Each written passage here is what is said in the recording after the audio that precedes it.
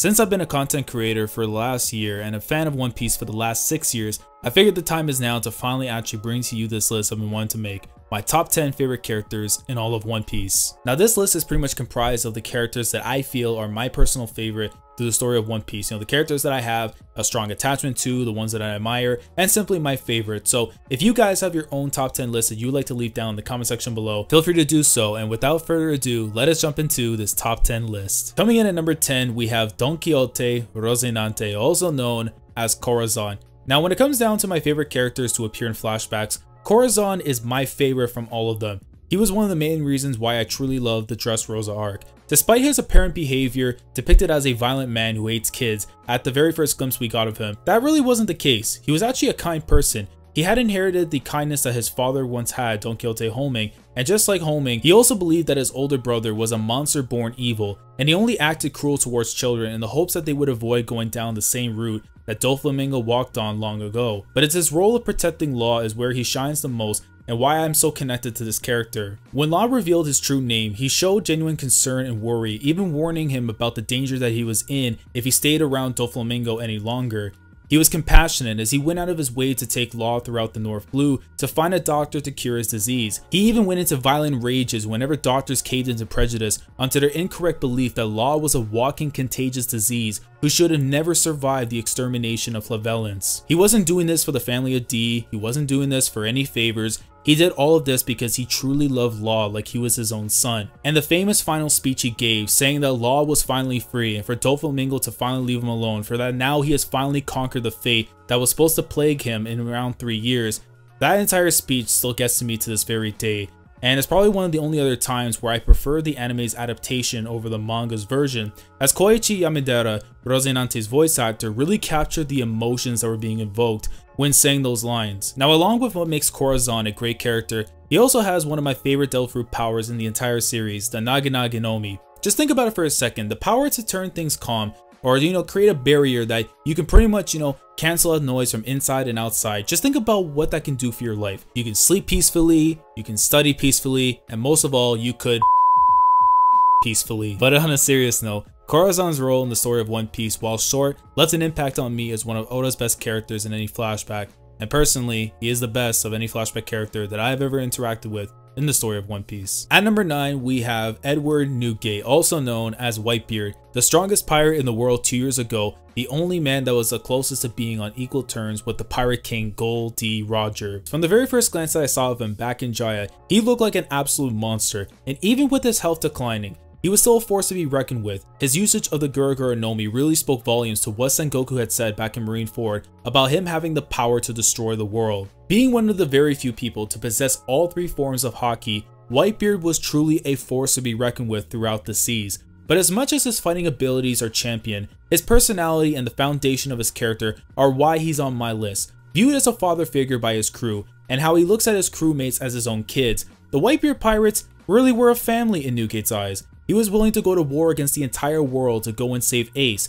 Anyone that dared harm his children would feel the wrath of hell upon them. But what we learned recently in the story of One Piece has made me love his character even more than I used to. We learned that he was an orphan on a lawless, non-affiliated world government island, and even during his own journey, he still had love for his homeland, doing what he could by collecting money, whether it be clean, whether it be dirty, so that he can use it to rebuild his former home. His crew knew that he was stingy with tabs and taking extras, but all the treasure that he had made over that time was always going back to that place. It was like he had created a home for his crew to go back to, a true place that they can call home. And it's sad that he isn't around to enjoy that with his family, but his hard work was never left unnoticed. Long live Whitebeard. Entering at number 8, we have Usopp. Now, Usopp may come across off as a comedic relief character to some, but he has traits that are very relatable to anyone that understands him. He's sentimental and cries or loses his temper in moments of emotional stress. At the start of the series, Usopp was shown to be someone who struggles with anxiety and insecurity, especially when facing with uncertainty. This was upon after learning his father Yasopp had left his family and that his mom had passed away years later. Because of this, Usopp has suffered from deep loneliness due to not having his family around. He was, however, able to put aside his fear during more desperate times. Despite being afraid, he faces those fears for the sake of his friends and people he barely even knows. Although he's not among the strongest members of the crew, Usopp has his own way of taking care of business. Now, while others are more refined for close quarter combat, Usopp's talents come from long distance as the sniper of the Straw Hat Pirates. He may not be the brave warrior to rule the seas just yet, but among the Straw Hat Pirates he displays some of the most fun and greatest willpower among them, and where he lacks in strength he makes up for in knowledge. He's a character that can have you on the floor in tears of laughter with his mannerisms, as well as putting his own friends above his own pride. His development in the series, the most noteworthy of that development during the Water 7 saga, is remembered as some of the most powerful and iconic material that Ichiro Oda has written in the entire series. He may be a liar at times, but the truth is, Usopp is the heart and soul of the Straw Hat Pirates. At number 7 we have Nami. The cat burglar isn't just known for taking money, but she's known for taking the hearts and the eyes of the reader through her role in the story. Born on the battlefield, literally on some Metal Gear Solid stuff, and having overcome the loss of her foster mother at the hands of Arlong, Nami started off as a person who was untrustworthy to being one of the most loyal members of the Straw Hat Pirates. She's one of the smartest characters to come out of the East Blue. As the navigator of the crew, her dream to make a map of the world is something I look forward to, since it's also in a way of keeping track of all the places the crew have visited in their journey to find the One Piece. And if I can keep it real for a minute, she is pretty hot. I mean, she's one of the top 3 hottest characters in the entire series, you know, it's only big facts. Her style of combat and using the climb tact is among my favorites in the entire series. Like Usopp, she doesn't possess superhuman strength, but the power to control and manipulate the weather to her usage makes her a foe not to be messed with. In return for her lesser sympathetic personality traits, she's also very compassionate and quick to show sympathy when hearing sad things about other people. She is easily one of the Straw Hat's most emotional members, showing much understanding and insight into how someone is feeling. In a way, she plays the role of a sister to the Straw Hats or to anyone she sees that's down in the dumps. And it's because of this, Nami has found a way to steal our hearts at any given moment, and most importantly, she's always stealing mine. At number 6, we have Don Quixote Doflamingo. I think there is no debate until we get further into the story of One Piece that the current best villain that we've experienced in the series thus far is Don Quixote Doflamingo. As someone who was catching up to One Piece in 2012, seeing Dofi and Jaya right off the bat gave me the vibe that this dude was going to be something special in the series. You know he's evil, that there is nothing that can be done to redeem him one day to turn good, but we love it anyways. Born a celestial dragon, he views himself above humans, and he claims to be better than anyone, even going as far as to tell others to blame their bloodlines for being inferior to him. His arrogance, pride, and carefree attitude are his 3 biggest traits that define him. He would rather see the world lit up in flames than rule it because of the upbringing he went through. In most cases, we should feel sorry for Dofi since no child should have went through what he did, but killing his father, decapitating him no less, and attempting to regain his celestial heritage threw that all away. Aside from his previous care for his brother, he only trusted himself and looked out for what was best in his interest. And even though it's pretty cruel in that perspective, that is something, you know, as humans we kind of look for. We look into our best interest before we start looking out for others. Doflamingo is also one of the most powerful warriors that we experienced thus far in the New World, and also sports one of my other favorite devil fruits in the series of One Piece. With the awakened powers of the Ito Ito Nomi that can allow him to have control over people, fly in mid-air, stop meteorites, repair his organs, and turn an entire town into strings. He has shown to have a high level of skill in utilizing armament and conqueror's haki. Doflamingo is one hell of a warrior, but it's the nature of his character that is most remembered whenever we're talking about the man known as Joker. We are now entering the top 5, aka my fave 5, and starting at number 5 we have Nico Robin. As the archaeologist of the crew, along with being a historian who seeks the comfort and freedom to study the mysteries of the world, Robin embodies my favorite aspect of the adventure of One Piece. She is normally viewed as the more quieter, more reserved crew member, rarely having any outbursts of emotions. When I first saw Robin back in Whiskey Peak, she was someone who gave off the scent of a bad guy upon her debut, and it's not like she wanted that label in the first place. Growing up in Ohara without her parents, watching her people be slaughtered by the world government, traveling the seas in search of freedom, she just wanted to escape the moniker that was known as the Demon of Ohara that was given to her while she was on the run. Robin wasn't able to build bonds with people because she would be betrayed by people right after. And on top of the fact that as much as she wanted to be with the Straw Hats, she couldn't bear to see them being left in ruins because of her association with her. But after being saved after Eni's lobby by the crew and finding a home within the Straw Hats, Robin had finally at last found peace. Since then, she's become more open in both conversations and expressing her personality. Known for very rarely showing facial reactions, she's now even developed her own comedic shocked faces in Dressrosa, which goes to show that her personality has indeed changed since from the first time that we saw her in the story. Robin has since expressed multiple face falls, no longer showing that stoic, uncompromising individual that she once was. So what's there not to love about Robin? She has without question a top 3 backstory in the series. The ability to read poneglyphs, a devil fruit that is pretty deadly in combat, born in February, hey, and one of my favorite storylines of a character in the series. From seeking death to finding a reason to live, Robin's growth has always stood out as one of the main reasons why I love One Piece. Coming in at number 4, we have my main man, Porcus D. Ace.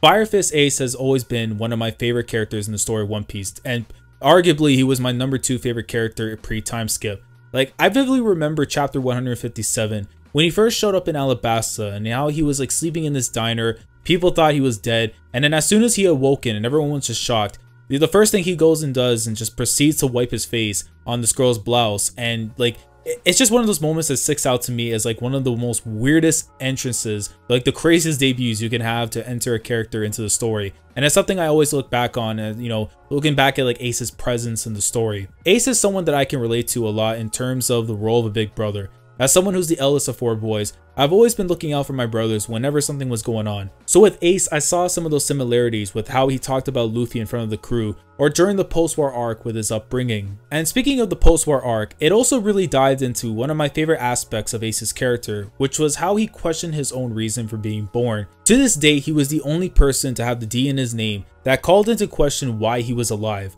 Unlike Luffy, who was accepting of the fact that his father, Monkey D. Dragon, was indeed his dad, Ace wasn't like that with his own.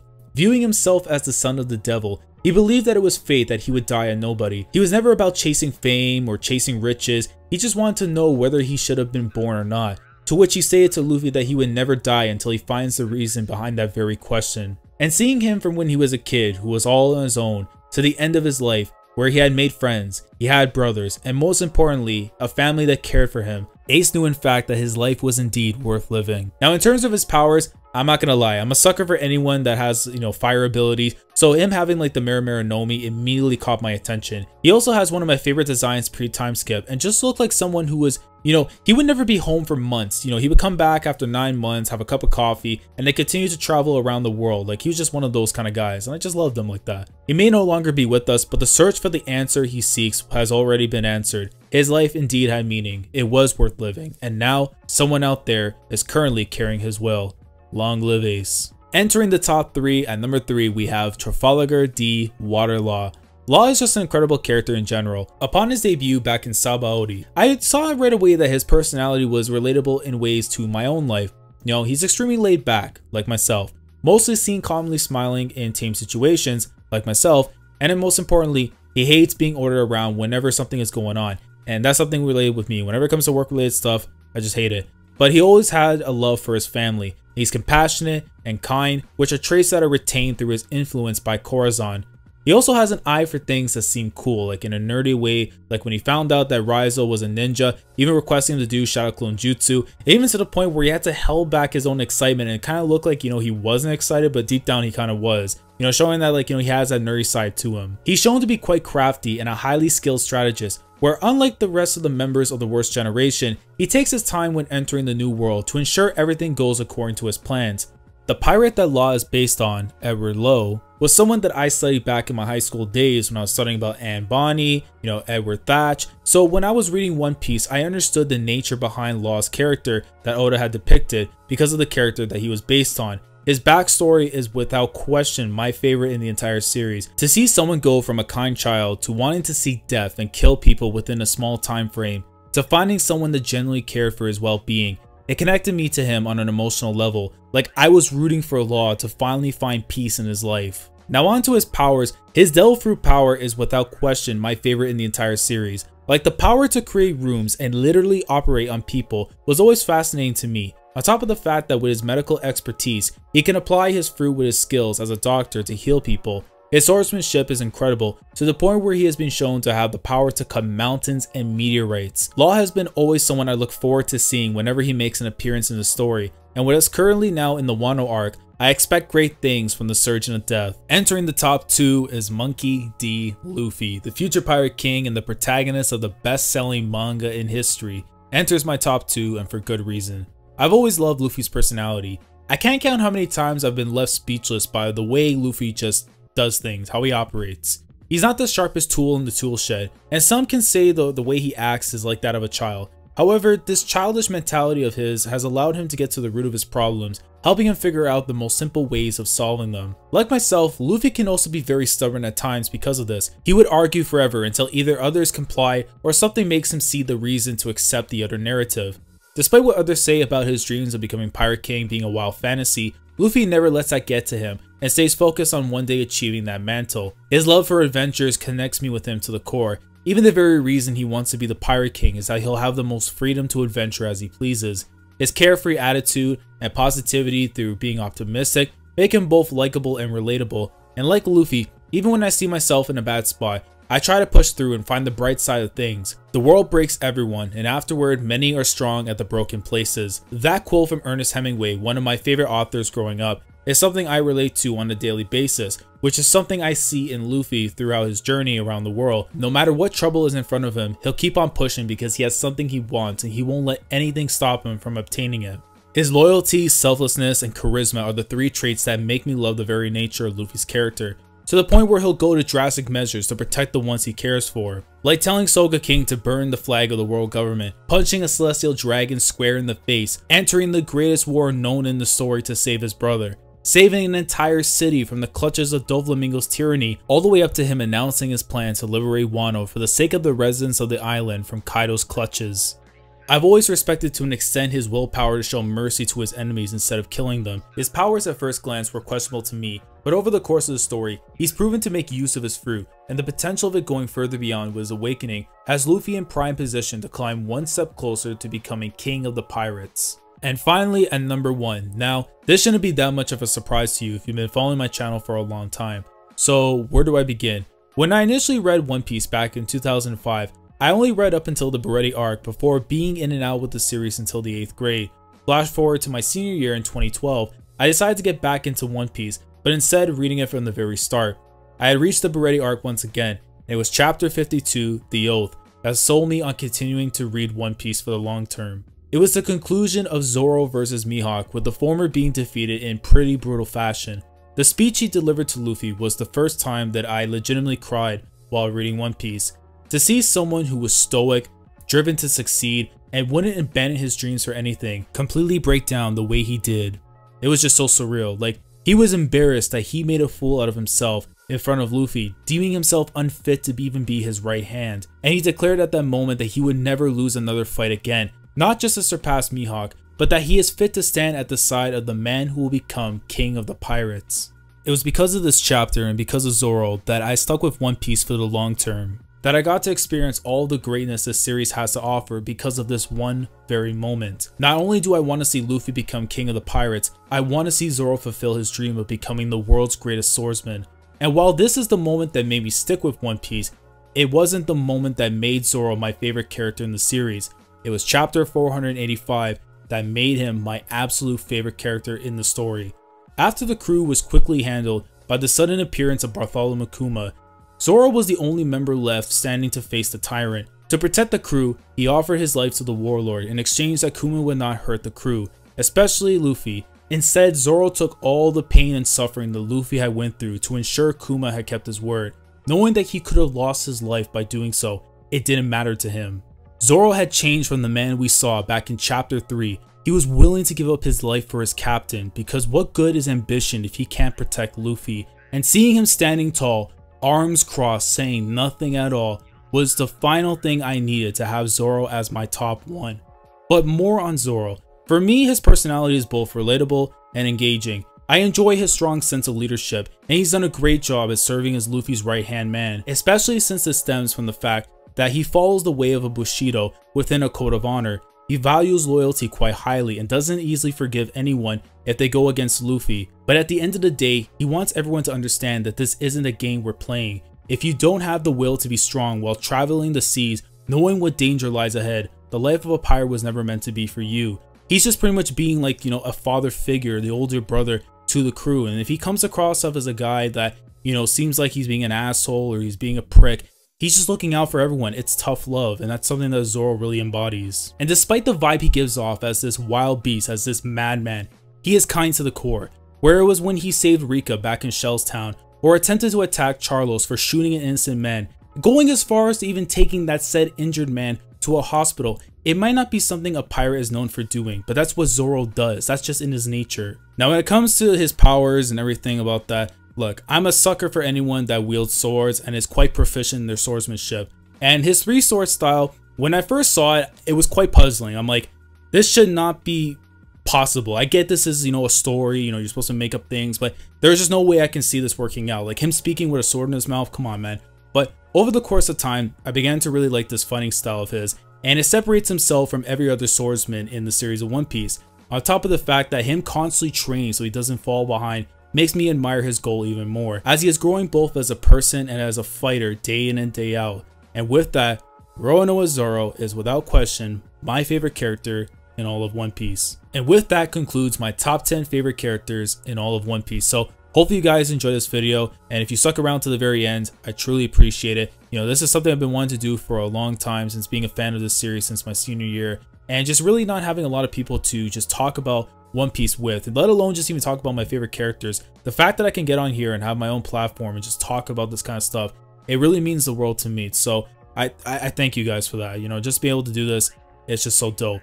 But make sure to leave your own list down in the comment section below, your own top 10 favorite characters in One Piece. If you can't think of a top 10, you want to do a top 5, that's all good with me. Just let me know your own list down in the comments below. Like the video if you enjoyed, subscribe to the channel if it's your first time being here and you want to see more One Piece content from me, as I do cover the manga on a weekly basis through live reactions. And with that all being said, I will catch you guys when the next One Piece chapter drops. So Commodore Laz, signing off. Thank you so much for watching, and as always, take care.